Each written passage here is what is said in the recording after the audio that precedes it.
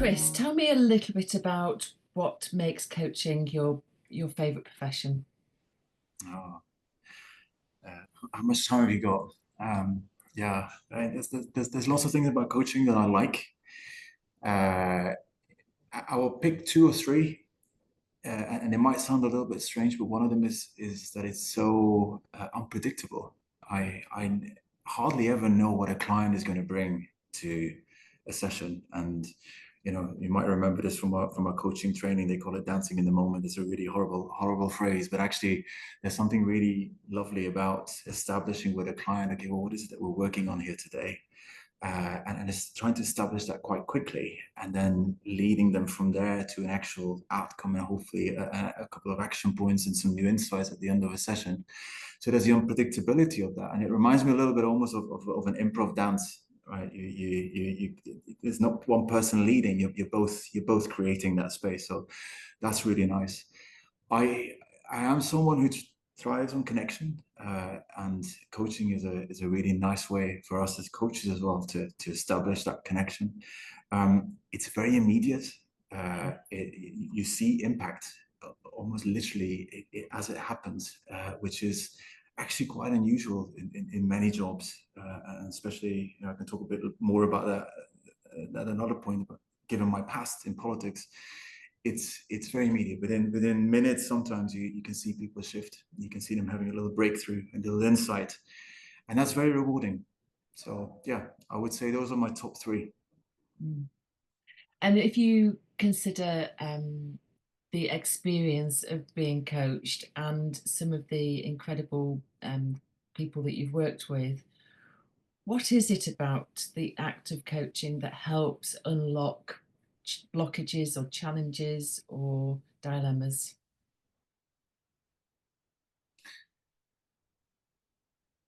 I think there's an element of with good coaching. There's always an element of spaciousness, of being allowed and being given and giving yourself permission as well to explore and be playful and just saying things out loud without feeling judged or feeling like you need to get to a particular outcome.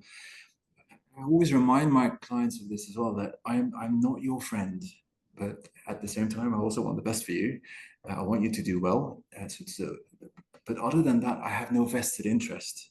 Whatever choice you make, you end up making as a result, or decision you make as a result of our coaching session, it doesn't matter to me personally. So Mm. therefore, there's that non-judgmental piece, and it's very hard to recreate that with somebody who's not a coach, because you can have these wonderful conversations with a friend, with a partner, with your colleagues, with your boss even, but there's always that, there's a bit of a vested interest there. They want you to get to one point, or they're projecting something onto you, and as coaches, we're trained not to do that. Of course, there's always a little bit of an element there, we're only human, but and I think that's why it works so well. What's been a distinctive relationship that you've had where you've achieved something that's been quite significant for you? Um, I've been coaching for a very long time, so there's been many, and part of me is tempted to go for the big transformations, because that's often, as coaches, we kind of feel that pressure. Our clients want big, huge transformations and breakthroughs, but actually, some of the most pleasant or satisfying ones are the kind of the little insights, the incremental steps that people make along the way.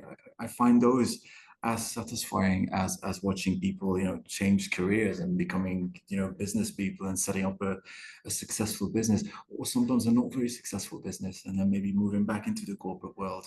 uh, those are those are the kind of the big, huge, glamorous things that we might go back to as examples of how successful we are as coaches.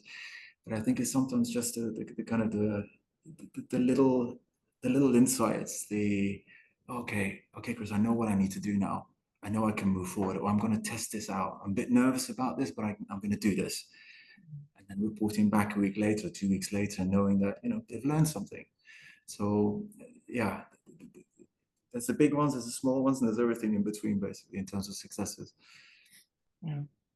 You gave a nod there to your quite broad career, but specifically in public relations. And I'm wondering, given that political career that most people would find quite fascinating, what inspired you to give up that profession and become a coach? Yeah. I okay, I can be completely honest. I never really felt like I fitted into that world. I was surrounded by really amazing people who were absolutely obsessed, breathing politics day in, day out, and I never really had that feeling I was that person. Uh, Having said that, I did think it was a very glamorous career. You know, I ended up working in Parliament, and it was really lovely to do that. And it's also in many ways it's a very impactful career. You really feel like you're making you know, you're at the source of it, right? You can influence decisions. But in reality, and this is one of the reasons why I shifted and why I became very unhappy, is that after 10 years, there was a point where I looked back and I thought, I can't point at a single thing and say, hey, this is something that I did. This change in legislation, this amendment, this whatever it was, has happened because of something that I did. So, and this is where the immediacy comes back in, right? That was missing for me. I just felt like with a cog in a wheel, and I came through coaching partly because of that. You know, I had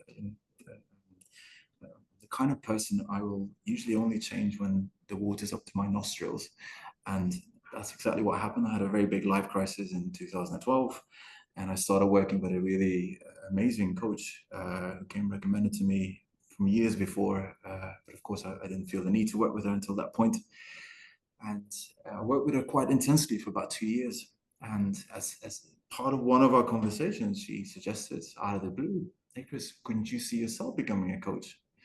And up until that point, it had never really occurred to me that that was even a possibility. Uh, and that really set the ball rolling of, yeah, starting to do some training, dipping my toes in the water, still taking a year longer than I should have to finish my training, then taking quite a long time to finally find those first clients, setting up my own business. But yeah, so that was a shift, just a realization that this is not for me. I'm too impatient. I need impact. Some some people may wonder about a 2 year long coaching relationship. Talk a little bit, will you, about what is different in coaching to, therapy or mentoring? It's a good question because, in fairness, I work with a lot of people. A long-term relationship is actually the exception rather than the rule. I usually, on average, I might work with people for 5 sessions or 10 sessions or maybe 2 sessions, depending on the topic. So a 2 year relationship, yes, it happens, but it's not like we were talking every week. It may have been every couple of months. Um, can you repeat your question? Sorry, I got lost there. Yeah. What's different between therapy, mentoring, and coaching? Okay. Um, I'll start with the similarities, which is especially between coaching and therapy, there's a Socratic method of question and answer and, using open questions and reflecting back. I would say the main difference between coaching and therapy, however, are the topics, right? In coaching, we're very forward looking. We're looking at the here and the now, and then we're looking at where you want to get to and how we're going to do that. And sometimes we'll touch on the past as well, but mostly it's very forward looking. With therapy, of course, it's very different. It's much more backward looking. We're looking at the here and the now. We're looking at past. We're dealing with very sensitive topics like trauma potentially as well, which as coaches we don't deal with. We're not trained to do that. We don't. It's just not something that we do. Sometimes it might come up, in which case we might suggest to somebody that they may want to speak to a therapist or a counselor. But the main difference is, as I said, we're looking at, yeah, where are you now and where do you want to get to, and what's holding you back. Yeah, I agree with that. And I'm wondering how, in your opinion, people work out what's right for them and whether or not coaching is the thing for them. Yeah, that's a good question. Um, I usually, if they're in doubt, then that's usually a suggestion for me that maybe therapy might be better for them. and I suggest to them, why don't you have a couple of conversations and explore, right? And if you feel that therapy is something that is better for you, then go there.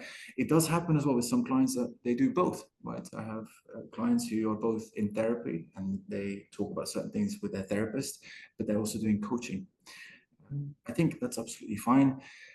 What's important with coaching is that you're in good mental health. So people that I probably wouldn't coach would be people who tell me that they are suffering from clinical depression or even functional depression. mm, Because as coaches, we're very much about the forward movement, and when you're in that state of mind, that might not necessarily be what you want to do. mm, You don't want, as a coaches, you don't want somebody to say, yes, I'm going to do this, this, and this, and this. Then they don't do it. And then they create just more evidence like, oh, see, I knew it. I couldn't do that. So that's mm. something that I always look out for as a coach. Where are people mentally? And If you were to demystify coaching for people, Kris, who would you say can most benefit from coaching? I, I'm tempted to say anyone, but I don't want to say that because I will say anyone who is looking at a particular challenge right now and who feels like they need some clarity and who can do with a bit of an objective sounding board to talk things through, or somebody who, yeah, maybe feels a little bit lost in life or in their career, or they Mm, have a particular problem with their boss, or there are certain skills that they want to build and develop, or there's things that they want to practice. But what's important here is that there needs to be something here to work with. What's not so nice for us as coaches is when you have a client coming to us and say like, okay, coach me. Okay, but you need to give me something. What am I working with here? What's the challenge here that we're working on? It's one of the first questions we always ask as coaches. What are we working on here? mm, And you get a question back or a statement back, or you tell me. Well, it's probably not the best time for us to coach, but I usually keep asking. Okay, there must be something here that's maybe not going so well. Um, so long answer to say actually anybody who feels they can do with a bit of an objective sounding board and yeah, some clarity.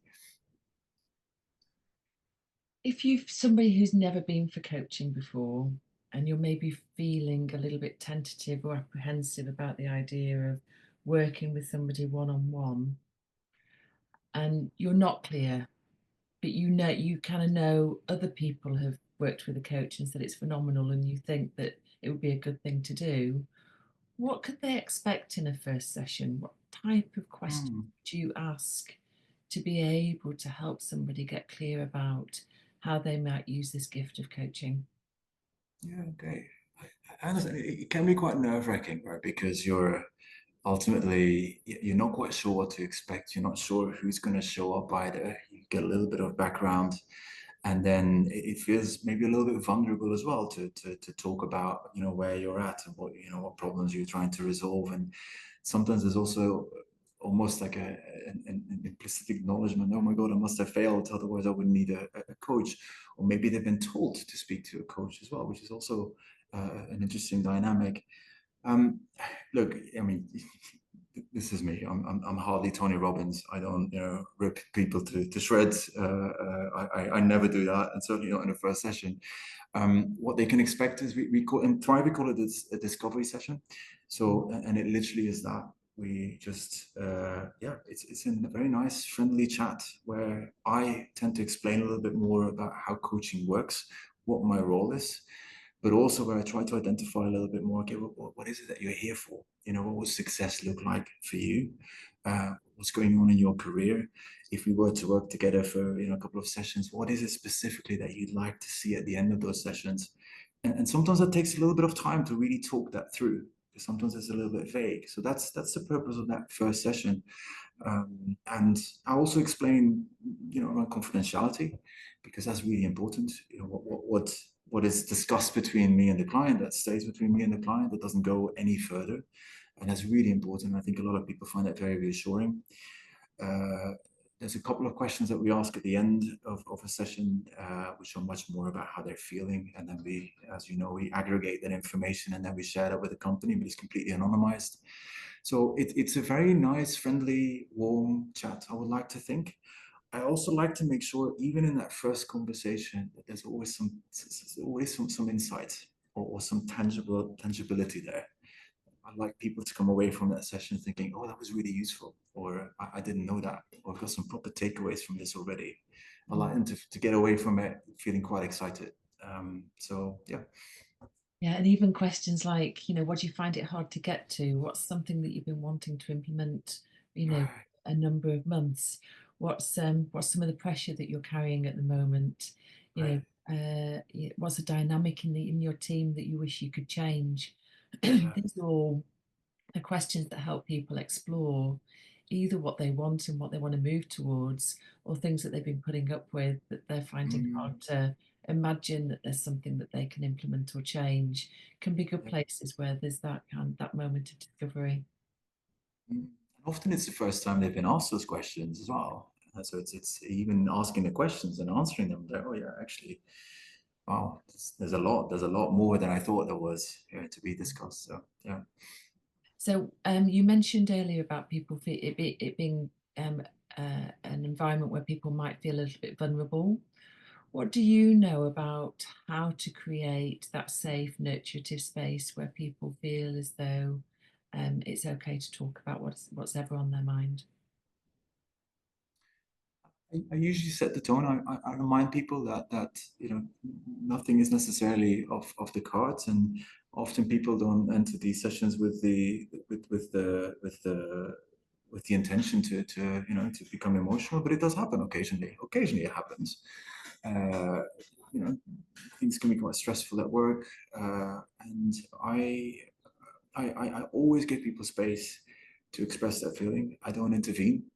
I don't step in. I don't say it's okay, it's all right. I just let them have that moment. And I can usually tell when it's time to maybe step in. And often it's a bit of eye contact that's made. Mm, It's almost like they're giving me a sign, okay, I'm ready now. And then I might ask, what, would you like to, would it be useful for us to talk a bit more about that? And then the answer could be like, you know what, no, it's just something I needed to release. I'm absolutely happy to move forward. Or sometimes they do, but mm. it's not my choice. Can you share some practical insights on the types of goals or challenges that people typically bring to coaching? Oh,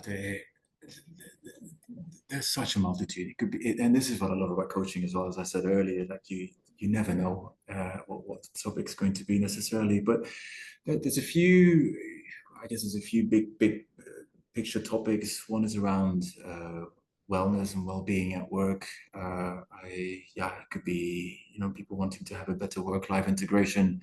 Maybe people who are feeling that teetering on the edge of a burnout. So understanding how to set boundaries. Could also be around team management, how to handle conflict. Could be around developing leadership skills, how to practice better executive presence, poise, presentation skills. It could be around how to move a conversation forward, how to use pause, how to give feedback. This is something that's coming back often for some reason in the last couple of weeks. How to ask for feedback. Some very practical questions as well around putting strategies in place. So it's a whole list of topics that people come with. Mm, yeah, yeah. And so, um, if you were to have a bit about some of the challenges that you face as a coach, because on one hand, people could imagine that a coach is this completely together, completely, No, incredible human being, but there are challenges that we experience in our coaching relationships. What are some of the challenges that you face as a coach? I think a classic coaching challenge is this slight panic of where am I going to take the client next? What should I do? And that can happen in many instances, especially when you have somebody who's very talkative and they give you lots and lots and lots of information. And as coaches, part of our role is really to help people make sense of that information. So we help them put this information in buckets, or I call it decorating the room. But sometimes they're giving us so many paintings and posters and ornaments that we don't know what to do with that. And if you feel this pressure as a coach, I need to know the answer. I think Mm, that's a very human thing as well. And then just acknowledging that, and sometimes just naming it, saying to the client, look, I'm feeling, I'm getting a lot of information here, and I'm going to try and remember some of the things that you told me, this, and this. What for you is the key thing here? Where do you think we should go? So always bringing it back to the client, what they think, mm, and naming it as well if I'm feeling something. So that is one challenge. mm, I think another challenge as well is when people talk a lot, um, and and that's very useful because in that talking they can often come to some interesting insights. But sometimes as coaches, you notice as well when they're either justifying themselves or they're just talking over the same point. A challenge I used to have as a coach, I have it much less now, is having the courage to interrupt and to tell them, look, I hear you say this, and I'm interrupting you because actually I don't think you're learning anything new here. mm, That's something I needed to learn. Another challenge is also sometimes the use of silence. Right? It's very uncomfortable, even for us trained coaches, to have silence. You ask a question, there's silence. There's this tendency to want to fill the space, mm, uh, and you learn that, but it remains uncomfortable for sure. mm. Silence is often a signal of people thinking about something for the first time. Right.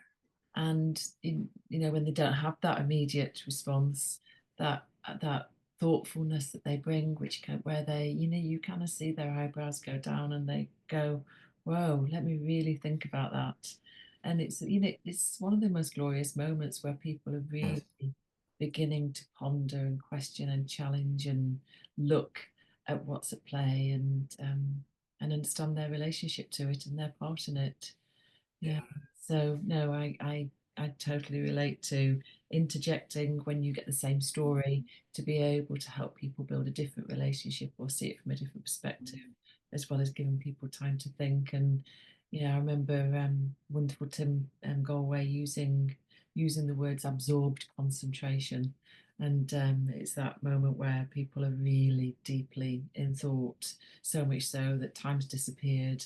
They're just Yeah. absorbed in being able to understand what's going on and what's been at play for usually quite a significant period of time. I would add another challenge actually, which is maybe you can relate to this. Some people are incredible storytellers, Mm, and it's like they almost take you on their journey. And as a coach, sometimes you really have to tether yourself and you have to remind yourself, okay, but what are the points here that what are they really telling here? And how did we move on from subject number one that we were talking about to this clearly very interesting topic? So really stepping back and having that channel opening, keeping a bit of bandwidth, and that meta perspective. Okay, where are we going here? What's this client doing? Is he avoiding, or are they avoiding something, or not? So that can be a bit of a challenge sometimes. Some mm, people are very, very good at it. mm. Yeah. And if the story is very fluent and very familiar, it's likely that it's just repeated frequently, Yes. and you almost need to help them find a different relationship to that story. It might be working for them, and in that case, good, let them keep it, let them build it. But if it's something that they're hiding behind or something that's an excuse for them not to get to something, then it's Mm. worthy of that challenge, Chris. Yeah, I get where you're coming from.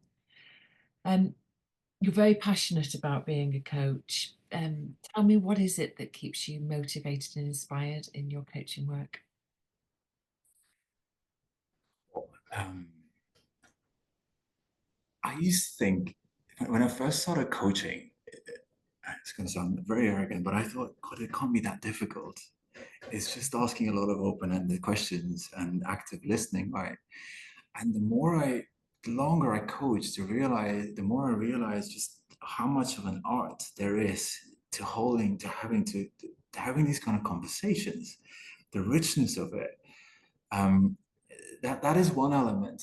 The fact that you just get better and better at it, but also I find that again that element of immediacy and impact, and it's not just the impact you have on the person that you're coaching, but if that person is a leader or if they're a manager, then it's also the ripple effect that has on all the people that they're managing and potentially coaching as well as leaders.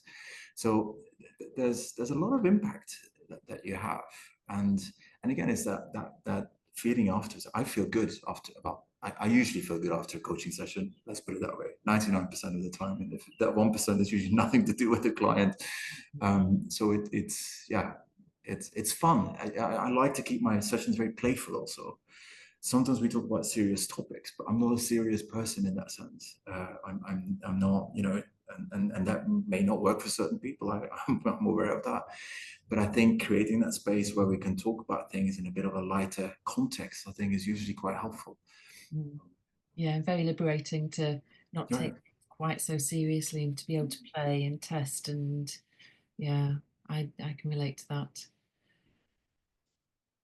If you could pause for a moment and just think about, again, I'm going to ask you to talk about a relationship that you've had, but what's the most rewarding feedback that you've ever received from a client?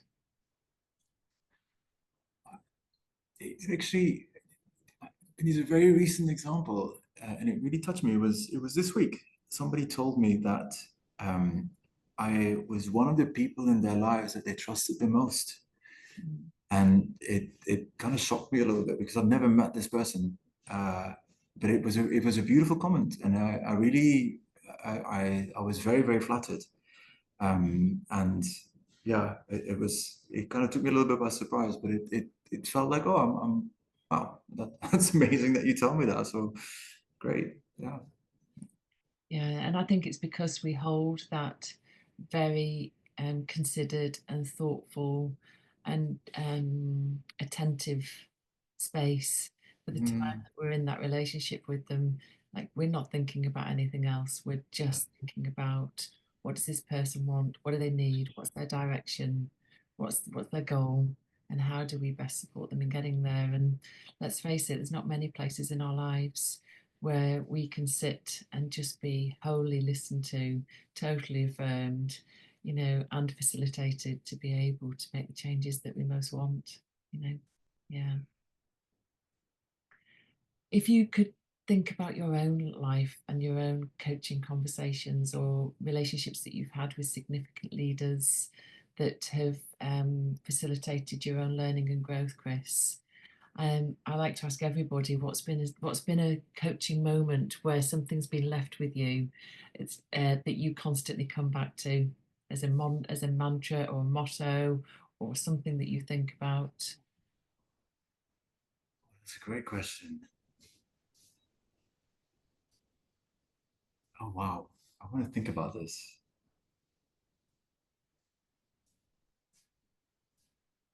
Yeah, can I come back to that question because I think that's a really great question. Um, and I was stuck on an answer. Yeah, that's okay. And if you think about your own purpose for coaching and what you most want to achieve with it as at a broader level, what's your own personal ambition for the work that you do? So I want to become one of the best executive coaches in the world, and that sounds very very grand. And the world can mean anything. It can mean, my world. It can mean your world. It can mean anybody's world. But I just want to become absolutely masterful at what I do.